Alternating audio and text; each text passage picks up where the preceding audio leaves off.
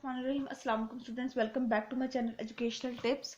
कैसे हैं आप सब? उम्मीद करती हूँ आप सब बच्चे बिल्कुल ठीक होंगे। तो बच्चों, आज मैं आपके साथ शेयर करने जा रही हूँ वो है एक्सरसाइज 3B। एक्सरसाइज 3B का हम लोग ने मैंने आपके साथ क्वेश्चन नंबर 6 तक शेयर कर दिया था। तो चलिए अब मैं आपके साथ रिमेनिंग क्वेश्चन शेयर करूंगी। आप सब बच्चे अपना पेज नंबर ओपन कर लीजिए, पेज नंबर 50। पेज नंबर 50 पे आ जाइए। तो हम लोगों ने क्वेश्चन नंबर 6 तक कर लिया था। अब चलते हैं हम लोग अपना क्वेश्चन नंबर 7 की तरफ। A property agent charges a commission of 2.5% on the selling price of a house. ठीक है, यानी कि एक प्रॉपर्टी को सेल कराने वाली एजेंसी है जो कि 2.5% अपना कमीशन रखती है कोई भी घर जब बेचती है। ठीक है, given that the agent sell a house for rupees 6,50,000। ठीक है, अब वो कह रहे हैं कि हम find the amount of commission he receive. ठीक है, सबसे पहले वो कह रहे हैं कि अब उस एजेंट ने 6,50,000 का उसने एक घर सेल करवाया। आपने बताना है कि उसके ऊपर उसने अपना कितना कमीशन रखा होगा, कितने रुपए का कमीशन रखा होगा। ठीक है, क्वेश्चन नंबर 7 है ये हमारे पास। पार्ट नंबर 1 देख लेते हैं। ठीक है, इसके अंदर सबसे पहले हम लोग देखते हैं कि सेलिंग प्राइस क्या थी। सेलिंग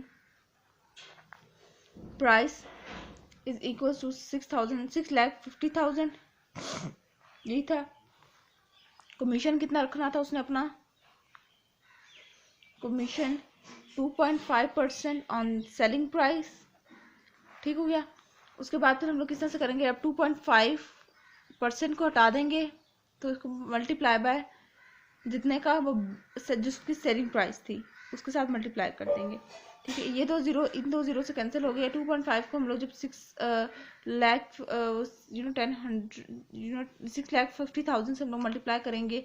ठीक है, कैंसिलेशन जो होगी उसके बाद के साथ। ठीक है, तो आंसर आ जाएगा हमारे पास 250। ठीक हो गया। तो ये हमारे पास पी किया, इतने रुपए की उसने कमीशन रखी थी। ठीक हो गया। अच्छा, उसके बाद पार्ट नंबर 2 की तरफ आ जाते हैं। पार्ट नंबर 2 के अंदर वो क्या कह रहे हैं? On another occasion he receive a commission of rupees 12,000, find the selling price of the house. और उसी तरह से उसने एक और हाउस बिकवाया, उसके अंदर उसने कमीशन रखी अपनी 12,000 की। ठीक है, तो आपने बताना है कि उस हाउस की प्राइस क्या थी जो उसने अपने कमीशन उसने रखा, उसका कितना उसकी प्राइस थी। ठीक है, तो हम लोगों ने सेलिंग प्राइस देख कर हम लोगों ने फाइंड करना है। इसके अंदर basically selling price is equals to x suppose कर देंगे। कमीशन उसने रखनी थी 2.5%। ठीक है, 2.5% ही रखनी थी ना, 2.5% ऑन सेल प्राइस। ठीक है, तो हम लोगों को इसके अंदर कमीशन पता है, उसने 12,000 रखा। 2.5 divided by 100 multiply by x. ठीक है, ये इधर से चले जाएगा। 12,000 multiply by 100 divided by 2.5 is equals to x. जब इसको पूरी होल वैल्यू को सॉल्व करूंगी, ठीक है, तो मेरे पास आ जाएगा पी के आर 48,000 थी प्राइस, सेलिंग प्राइस। तो उसने 12,000 अपना कमीशन रखा। ठीक हो गया, ये पार्ट नंबर 1 और ये पार्ट नंबर 2 का आंसर है। ठीक है, समझ आ गई। अब हम लोग बढ़ते हैं अपना क्वेश्चन नंबर 8 की तरफ। क्वेश्चन नंबर 8 है जी हमारे पास, how much zakat does mister Ahmed have to pay on his yearly saving of rupees 4,100,000 तो लैख 4 लाख, यस 4 लाख। ठीक है, आपने बताना है कि कितना उसने ज़कात देनी है पूरे साल की, जो अगर उसकी जो सेविंग है वो 4 लाख है। याद रखिएगा, जितना हमारे पास जो अमाउंट होती है, ठीक है, उसके अंदर से 2.5% हमारा ज़कात पे जाता है। ठीक है, ज़कात कितनी होती है? हमेशा 2.5% होती है। ठीक है, टोटल अमाउंट से। तो यहाँ पे आ जाते हैं क्वेश्चन नंबर 8। ठीक है, अब ज़कात जो पहले लिखेंगे आप लोग, zakat is equals to 2/1/2% of yearly saving. ठीक है, तो इसके अंदर हम लोग क्या करेंगे? फिर हम लोग इसको 2 से 4 5/2 मल्टीप्लाई बाय 1 इस परसेंटेज को हटाएंगे तो 1/100 मल्टीप्लाई बाय जो उसकी टोटल इनकम थी वो थी 4 लाख थी। ठीक हो गया। उसके बाद फिर हम लोग इसको सॉल्व करेंगे। तो 5 multiply by 4 lakh divided by 200, जैसे इससे कैंसिल हो जाएगा, 2 जीरो से कैंसिल हो जाएगा। जब इसको मल्टीप्लाई करेंगे तो हमारे पास आ जाएगा 10,000, क्योंकि 2 1 2 2 2 4। ठीक है जी, तो ये हमारे पास आ जाएगा 10, 100,000, 10,000, यस 10,000 उसको अपने पूरे साल की ज़कात उसकी जो बनती है वो कितनी बनती है 10,000 रुपीज़ PKR। ठीक हो गया जी।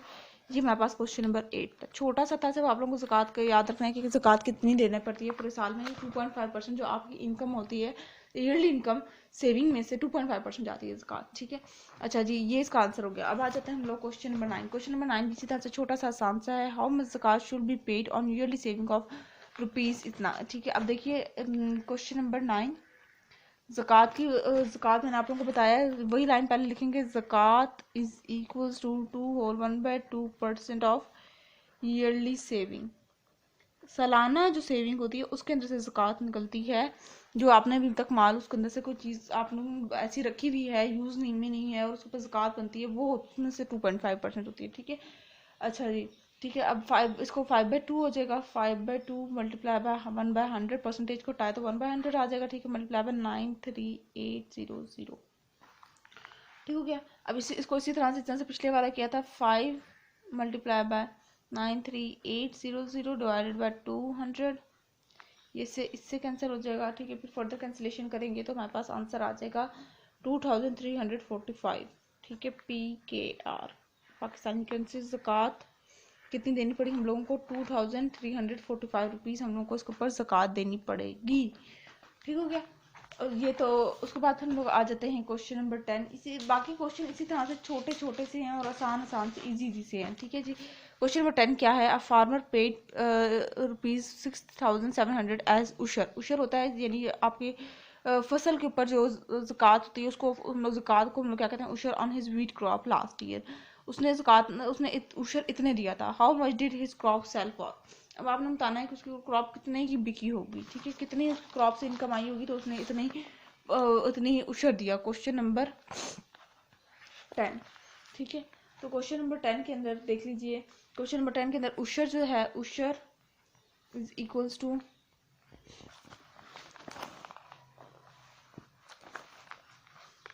कितना है, उसने कितना दिया था, PKR 6700। ठीक है, अच्छा लेट द, अब हम लिखेंगे let the selling price. Selling price हमने फाइंड करना है ना, कितने की उसकी क्रॉप गई है। ठीक है, selling price of crop is equals to, हम लोगों ने उसको एक्सपोज कर लिया। ठीक है, एक्सपोज कर दिया। ठीक है, अब 10% on x is equals to 6700। ठीक है, 10% देख लेते हैं क्योंकि 10% उशर होता है। ठीक है, तो 10 डिवाइडेड बाय 100 कर लेंगे क्योंकि हम लोगों ने उसको हटाना है परसेंटेज को, 6700। ठीक हो गया। अच्छा 10x divided by 100 is equals to 6700। ये यहाँ पे चले जाएगा, मल्टीप्लाई हो जाएगा 10x 6700 multiply by 100 divided bye 10, sorry अभी इस स्टेप में नहीं करेंगे। ठीक है, यहाँ पे x आ जाएगा 6700 multiply by 100 divided bye x, ये 10x, सॉरी 10x नहीं 10 आएगा, क्या हो गया यहाँ पर, ये कैंसिल हो जाएगा। ठीक है, तो हमारे पास क्या अब क्या स्टेटमेंट आ जाएगी, 6700 multiply by 10 is equal to x। जब हम लोग मल्टीप्लाई करेंगे तो 6700 और ये 0। ठीक हो गया, तो उसको 67,000 की उसकी क्रॉप सेल हुई है तो उसने उशर कितना दिया है, 6,700।